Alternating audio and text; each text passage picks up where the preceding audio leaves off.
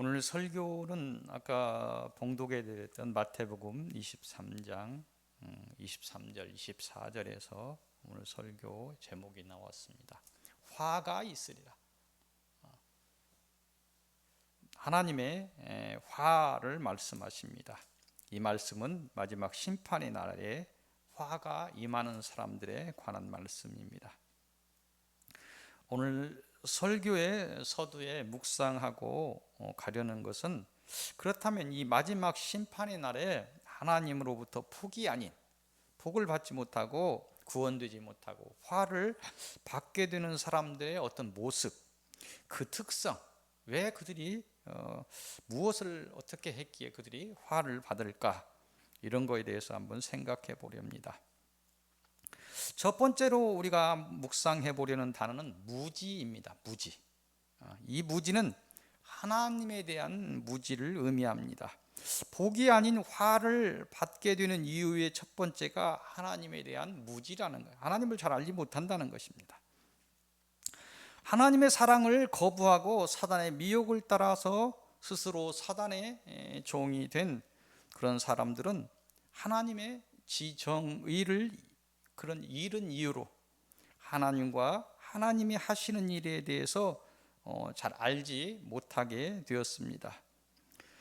사람은 사단의 품성을 따라서 교만하여 스스로 신이 되려 하거나 미혹으로 비천한 생각에 빠져서 삼라만상을 신을 만들어 섬기거나 기이한 신화를 만들어 믿거나 또 알 수 없는 종교를 만들어서 믿음을 드러내며 결국에는 하나님이 아닌 사단을 섬기는 그런 어처구니 없는 일에 빠져 살고 있습니다.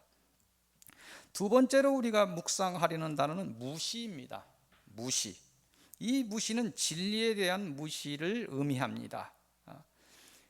마지막 시대를 사는 사람들은 세상의 지식이 사단의 영향으로 스스로 높아졌어요. 바벨탑을 쌓았던 그 시대처럼 스스로 높아져서 하나님의 창조 영역을 기웃거리는 그런 단계에 이르렀습니다.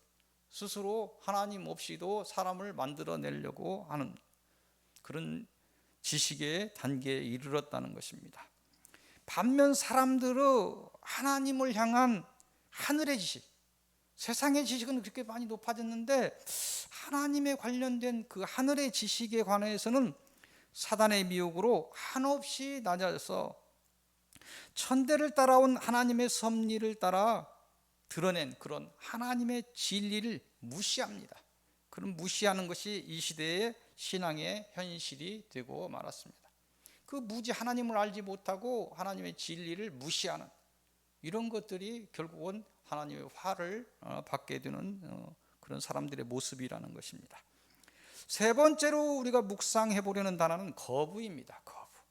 이 거부는 하나님의 부름의 거부함을 의미합니다.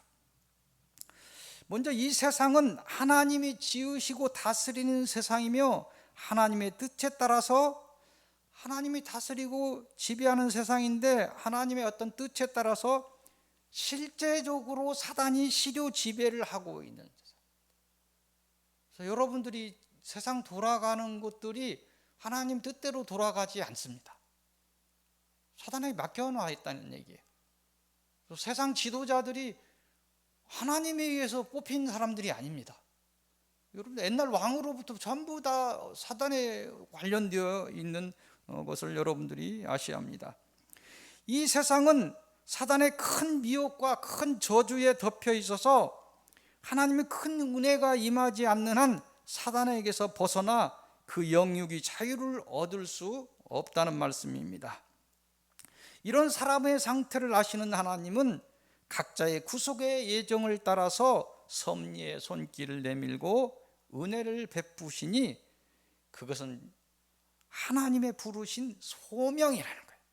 부르는 것, 개별적으로 부르는 걸 소명이라고 합니다. 사람은 각자의 시간표에 의해서 여러 매체를 통해서 TV를 보다가 성경을 보다가 친구의 어떤 권유를 받거나 여러 가지 이런 매체를 통해서 이 부르심을 받게 됩니다. 그런데 이 부름에 응답하는 사람을 찾기 어려운 시대에 우리는 살고 있다는 것입니다. 하나님의 부름을 거부한다는 것입니다. 우리가 네 번째로 묵상하려는 것은 불신입니다. 이 불신은 하나님의 경륜에 의한 섭리에 대한 불신을 의미합니다. 하나님의 다스림에 대해서 우리가 불신한다는 거예요. 세상 사람은 당연히 하나님의 다스림을 당연하죠. 하나님이 뭐 우리를 다스리냐 뭐 그렇게 얘기하는데, 하나님을 안다고 하고 믿는다고 주장하는 사람도 이 하나님의 경륜에 의한 섭리를 온전히 믿지 않는다는 것이 온전히 믿지 않는다는 것입니다. 보면 하나님을 많이 믿었다고 하는 사람들 그러죠. 자신의 뜻대로 되지 않으면 하는 말이 있어요. 하나님이 있다면 이럴 수 있는가? 자기에게 유익하면 하나님이 있는 것이고, 자기에게 유익하지 않으면 하나님이 없는 것이. 그 하나님의 경륜에 대한 섭리를 온전히 믿지 않는다는 것입니다. 신앙을 가졌다가도 신앙을 놓치는 이유 중에 하나는 하나님의 이 온전한 다스림을 불신하고 스스로 자신을 이끌고 가려는 경향에 있음을 여러분들은 아셔야 됩니다. 사단의 미혹은 철저하고 세밀하여서 하나님께 모든 것을 사람이 의지하지 않으면 하나님의 뜻을 놓치게 됩니다. 살면서 자신의 뜻과 자신의 의지를 앞세우지는 않았는지, 하나님의 뜻을 먼저 생각하는 것을 놓치고 자기의 뜻과 자기 의지를 먼저 앞세우지 않았는지 자신을 살펴봐야 될 것입니다. 다섯 번째로 묵상하려는 것은 부정입니다. 여기서 말하는 부정은 성령의 임재와 그 활동에 대한 부정을 의미합니다. 세상 사람은 물론 성령의 존재와 그 활동을 믿지 않는 건 당연합니다. 하나님을 오랫동안 믿었다고 하는 사람들 중에, 특히 종교 지도자들 중에 성령이 사람에게 임재하고 여러 활동을 통해 사람을 인도하는 것을 부정하는 사람을 많이 봤습니다. 극히 우려되는 것입니다. 모든 영적인 활동이 하나님이 하시는 일만 있는 것은 아니죠. 사단이 하는 일도 있습니다. 그래서 사단의 일과 하나님의 일은 구별되고 분별되어야 되는 것은 당연합니다.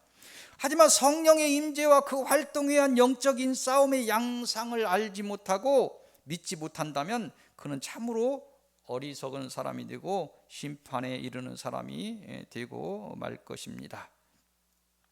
여섯 번째로 묵상하려는 것은 만홀입니다. 이 만홀은 없수히 여기고 소홀히 여긴다는 뜻입니다. 하나님의 구원을 만홀히 여김을 의미합니다. 무슨 말이냐면, 아까 계속 이야기하는 것처럼 하나님을 알지 못하는 세상 사람은 뭐 거론할 필요도 없겠죠. 근데 하나님을 안다고 하는 사람들 중에, 특별히 더 지도층에 있는 사람들 중에 하나님의 구원에 대한 생각은 참으로 안타까움을 금할 수 없습니다. 많이 배웠다고 하고 많이 높아졌다고 하면 이상한 것이 끼어들기 시작합니다. 세상에 드러난 이들의 모습 중 하나님을 만홀히 여기는 그 모습을 하나 예를 든다면 그것은 종교 다원주의입니다. 예수 밖에서도 구원이 있을 수 있다는 이런 사상이 스며드는 거예요. 그거는 교회에서 보면 교회 일치 운동이 있습니다. 에큐메니컬 운동이라고 그래요. 그 교회 일치, 교회가 파가 많고 여러 가지로 많이 갈라져 있죠. 그 일치 운동까지는 우리가 괜찮은데 이해할 수 있겠는데, 교회 일치 운동을 하다가 종교 일치를 하는 사람들하고 이게 연결이 됩니다. 기독교하고 캐톨릭하고까지는 어떻게 이해를 해보려고 하는데, 나중에 종교 일치를 주장하다 보니까 나중에 원불교, 불교 다 합쳐가지고 같이 하나되기 운동을 해보는 이상한 일들이 일어나고 있습니다. 아니, 그런 일이 있습니까? 있어요. 그래서 이 종교 다원주의에서 넘어서 교회 일치 운동을 하다가 종교 일치, 하나 된 종교 얼마나 멋있습니까? 우리가 뭐 종교 때문에 싸울 일도 없이 서로 막 존중해주고 멋있는 것 같은데 멋있지 않아요. 이 하나님의 구원을 만홀히 여기는 그 상태가 되고 말았다는 것입니다. 이런 만홀함이 세계 기독교 연합단체 WCC를 통해서 이루어졌다는 것이 통탄할 일이라는 것입니다. 마지막으로 묵상하려는 것은 대적입니다. 이 대적은 하나님을 대적하는 일을 의미합니다. 이런 하나님을 대적하는 일들이 있어서 그들이 화를 면하지 못한다는 것입니다. 하나님을 대적하는 일은 사단의 일입니다. 마지막 시대가 되고 사단은 더욱 적극적으로 영적 활동을 하며 마지막 발악을 하고 있습니다. 사단은 모든 교회에 불을 끄고 종교시설을 만들려고 하고 있습니다. 또한 모든 신앙의 생명을 빼앗아서 이 땅을 암흑천지를 만들려 도모하고 있습니다. 자금의 교회의 상태와 성도들의 신앙 상태를 보면 안타깝지만 이 사단의 생각이 유효하게 흐르고 있음을 느끼게 됩니다. 하나님의 심판과 그에 따른 화는 언약에 따라 한치의 어긋남도 없이 우리에게 다가올 것입니다. 오직 하나님을 의지하시고 오직 하나님만을 바라보시고 오직 하나님으로부터 은혜를 받고 인도를 받아서 이 땅의 광야의 시간을 넘어서 하나님이 준비한 그런 복된 나라에 들어가시는 복된 성도들이 되시기를 빕니다. 오늘 주시는 서론의 말씀은 계시록으로 가도록 하겠습니다. 요한계시록 1장 1절에서 8절까지를 보도록 하겠습니다. 이곳을 통해서 주시는 말씀은 애곡하리라, 슬프게 곡하리라. 옛날 장례 문화에 보면 막 곡을 하죠. 뭐 옷을 던져서 지붕에 던지고 막 아이고 이게 예라고 생각하고 깊이 울어야 되는 것이죠. 그래서 이걸 이제 애곡 슬프게 곡을 한다는 것이죠. 7절을 한번 보도록 하겠습니다. 볼지어다 그가 구름을 타고 오시리라. 각 사람의 눈이 그를 보겠고 그를 찌른 자들도 볼 것이요 땅에 있는 모든 족속이 그로 말미암아 애곡하리니 그러하리라. 아멘.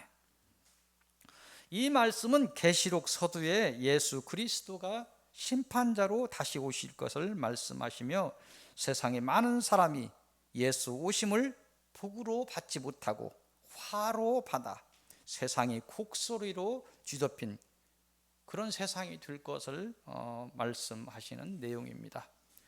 하나님의 사랑을 버리고 사단을 따라간 인간에 있어서 심판은 필연의 결과일 것입니다.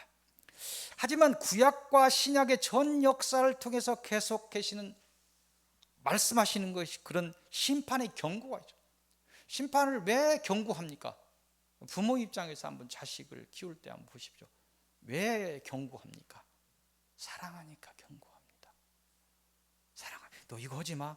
이거 하면 안 돼. 이거 하면 맞아. 맴매해. 왜? 사랑하니까. 안 했으면 좋겠어. 그게 하나님의 마음이라는 거예요.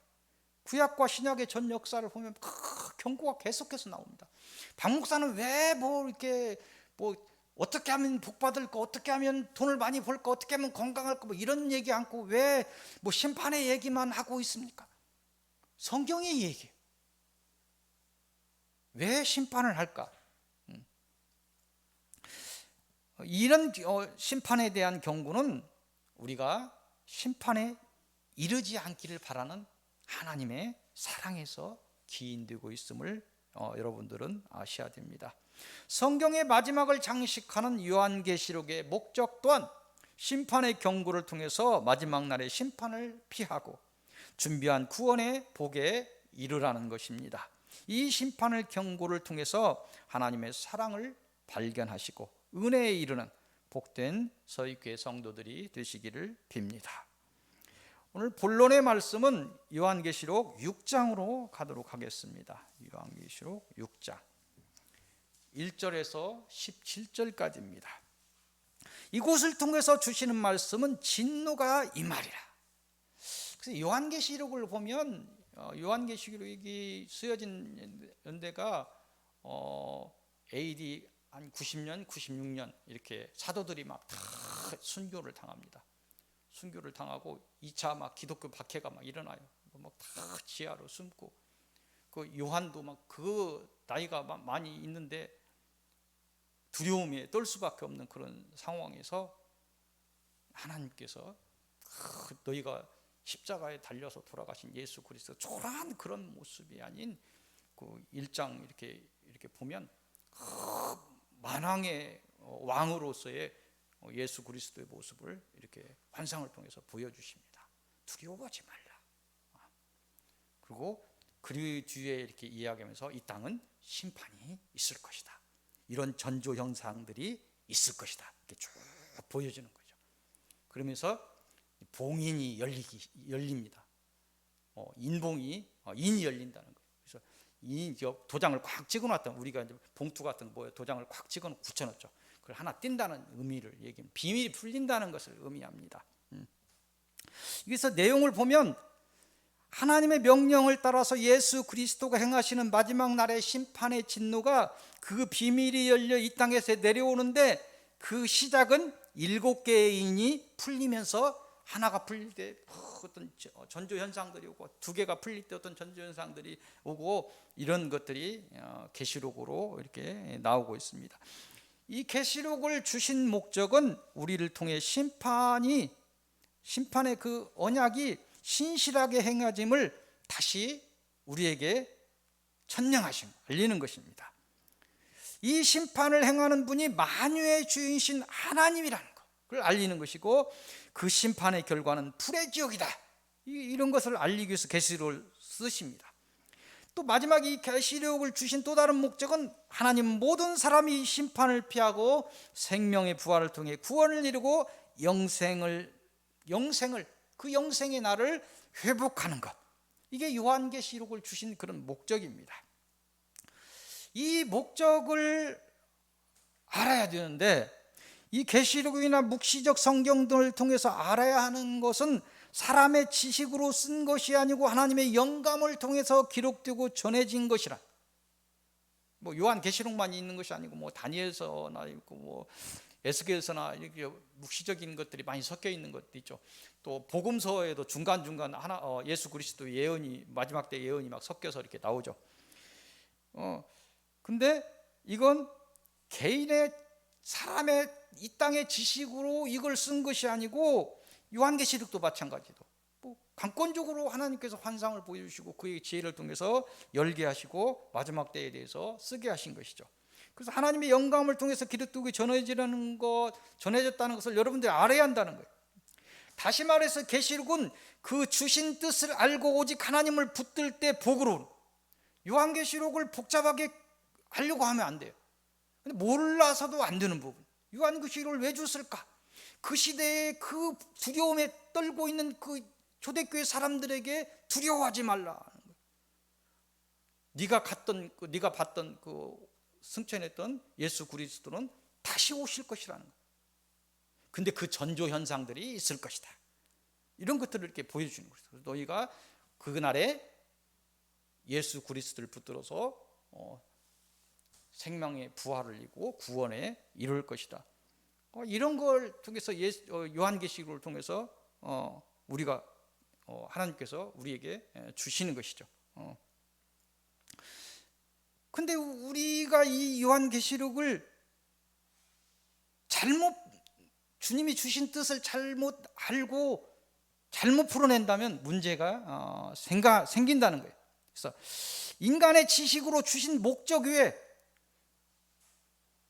다른 것을 더 알려고 하고 하나님의 은혜를 통하지 않고 인간의 지식을 접목해서 접근하려고 하고 해석하려고 한다면 그것은 누구에든 허방이 되고 죽음의 무덤이 된다는 거예요. 그래서 많은 사람의 이단이 어디서 나오냐면 요한계시록에서 나옵니다. 인간의 지식으로, 아니 하나님의 뜻이 있어서 요한에게 열어서 보여주었죠. 그렇다면 마지막 때 하나님의 뜻이 있어서 열어서 보여줘야 됩니다. 인간의 지식으로 풀 수 있는 부분이 아니에요. 창세기 앞부분도 마찬가지죠. 창세기 1장 이 부분 보면 인간의 지식으로 알 수 있는 부분이 아니죠. 그래서 하나님의 은혜로 열어야 되는데 자기 지식으로 접근을 한다면 요한계시록으로는 허방이 된다는 거예요. 이런 부분을 여러분들이 알아야 한다는 거예요. 그런데 다만 우리가 알아야 되는 건, 전체적인 하나님이 주신 마지막 때에 대해서 알아야 되는 것은 뭐냐면, 기본적인 것은 있죠. 우리가 뭐 알지 말래도 이미 많은 사람에 의해서 이 마지막 때의 모습에 대해서 이야기하는 것은 있습니다. 하나님의 날이 가까울 때 환란이 있을 것이다. 그 환란은 더욱 깊어지고 모두가 생명을 놓치게 되고, 누구든 생명을 바치는 믿음으로 하나님을 의지하지 않으면 이길 수 없을 것이다. 이런 기본적인 성경에서 이야기하는 그런 말씀입니다. 세세한 것을 들어가자. 이런 것들은 여러분들이 알아야 되는 거예요. 그래서 그 큰 숲과 그 숲을 이루는 큰 대지를 바라보라. 멀리 크게 바라보라는 거예요. 큰 틀을 통해서, 요한계시록이라는 책을 통해서 하나님이 주시는 그 경고를 받아들이면 되는 거예요. 아까 얘기했던 것처럼 하나님의 날이 가까우면 어떤 징조 현상이 있을 것이다. 그리고 여러분들이, 신앙인들이 받아들이기 어려운 큰 환란이 많을 것이다. 그 환란의 날에 그 환란을 이길 수 있는 그 믿음을 증명해야 되는 거죠. 이런 정도는 우리가 뭐 이걸 가지고 신학적인 얘기니까 이런 부분은 다 알려진 부분이죠. 이런 큰 틀을 통해서 하나님의 경고를 받아들이지 못하고 더 사람의 지식이나 이런 걸로 들어가게 된다면, 예를 들어서 큰 숲을 보고 큰 대지를 바라보고 하나님의 뜻을 발견하고 이거 되지 못하고, 그 어떤 숲에 사람이 들어가듯이 사람이 어떤 숲에 들어가 버리면 길을 잃게 됩니다. 전체를 바라보지 못하게 돼요. 전체를 알고 숲을 들어간다면 무엇을 찾을 수 있겠지만, 전체를 보지 못하고 큰 지도를 알지 못하고 어떤 숲에 들어간다면 본인이 갈 길을 잃어버리게 됩니다.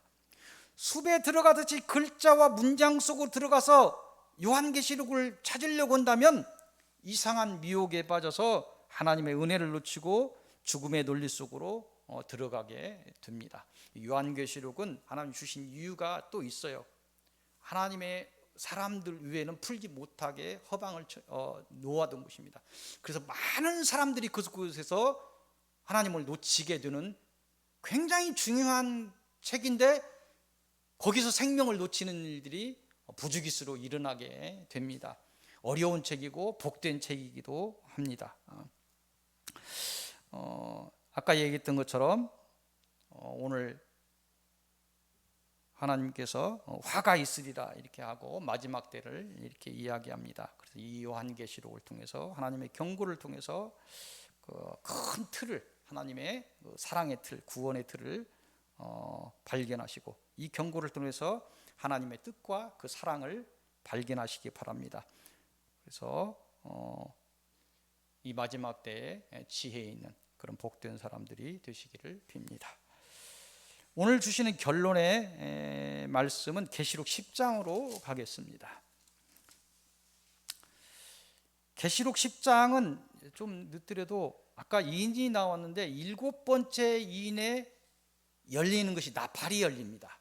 그게 뭐냐면, 이인에서 어떤 재앙의 징조들이, 마지막 시대의 징조들이 열리는데 7번째 이인이 딱 풀리는데 나팔이 나옵니다. 나팔 든 사람이 나옵니다. 첫 번째 나팔, 두 번째 나팔 이렇게 나오는데, 이 나팔을 통해서 울리면서 임하게 되는 하나님의 심판의 징조 현상과 마지막 7번째 나팔이 울리면서 마지막 심판이 열립니다. 이 얘기가 계시록 10장에 이렇게 있는 얘기입니다. 성경은 사랑하는 자녀를 통해서 심판을 알 수 있는 여러 징조, 전조 현상을 보이시고 결국 마지막 나팔을 통해서 심판을 집행하신다고 알리고 있어요. 뭐 이런 정도는 뭐 알아도 되는 거예요. 우리 알아야 되는 것이죠. 그 속으로 들어가서 뭐 첫 번째 이인이 일어났을 때 어떤 현상, 두 번째 일어날 현상, 세 번째는 어떤 현상, 이런 현상은 이 땅의 지금 시대와 어떻게 비교돼야 되는가? 지금 코로나 사태는 지금 말하면 이인이 몇 번째 인에서 열리고 있는데 이렇게 들어가면 죽는다는 얘기. 그렇게 안 되게 돼 있다는 얘기예요. 맞지 않는다는 거예요. 그건 허망으로 빠진다는 것을 여러분들은 아셔야 됩니다. 그래서 이런 정도를 여러분들이 아시면 됩니다. 이 말씀과 연결돼서 주시는 두 번째 결론의 말씀은 처음 봤던 마태복음 23장 23절 39절까지입니다. 이것을 통해서 주시는 말씀은 화가 있으리라. 이 마태복음의 이곳의 내용은 하나님의 심판의 날에 화가 임하는 자에 관한 거예요. 어떤 자에게 화가 임하는가? 23장 23절 24절 보면 아까 봉독에 드는데 화가 있을진저 외식하는 서기관들과 바리새인들, 종교 지도자들에게 지금 화가 있을 것이다 한 예를 들고 있는 것이죠. 너희가 박하와 회향과 근체와 그런 11조는 들이되 율법이 더 중요한, 그러니까 뭐 형식에 얽매여 있고 막 뭐 이런 것을 이야기하는 거죠. 근데 더 중요한 정의와 궁율과 믿음은 버렸도다. 그러나 이것도 행하고 저것도 버리지 말아야 할지니라. 맹인인 인도자여 하루살이는 걸러내고 낙타는 섬기는다. 23절 이야기 전체의 내용은 뭐냐면 구원은 율법이 아닌 믿음으로 이루는 것이다, 이렇게 이야기합니다. 행위로 구원을 이루는 것이 아니고 하나님을 믿어서 그 은혜로 구원을 이룬다는 것입니다. 그래서 무엇을 말하냐면 이것도 행하고 저것도 버리지 말지니라 얘기하는 그런 율법이 문제가 있는가? 아니라는 거예요. 우리가 믿음을 세우지 못하고 율법에 빠져 있는 것이 문제는, 그럼 믿음을 세운 자는 하나님이 세운 율법을 통해서 믿음을 공부해. 믿음 없이 행위로만 무엇을 하려고 하는 세상 사람도 행위 가지고 그런 사람들이 많죠. 하나님을 놓치고 행위로만 하는 것이 문제가 있다는 거예요. 근데 하나님을 믿은 자는 행위가 서야 된다는 거예요. 그 율법이 필요 없다는 것을 이야기하는 것은 아닙니다. 그 율법은, 성경에서 이야기하는 율법은 사랑의 율법입니다. 오직 하나님을 사랑하시고 그 사랑을 이 땅에서 형제를 사랑함으로 증명하시기를 빕니다. 그래야 하나님의 심판의 날에 애곡하는 자가 아닌 하나님을 향한 찬양을 부르는 그런 복된 사람들이 되시기를 빕니다. 오직 하나님만을 사랑하셔서 이 땅에 사단이 주는 그런 시험을 이기시기를 빕니다. 그래야 하나님의 붙잡히시고 숨기심을 받아서 하나님의 영광에 이르시기를 빕니다. 이 복이 여러분의 복이 되시기를 소망하고 기도하고 축복드립니다. 기도하겠습니다.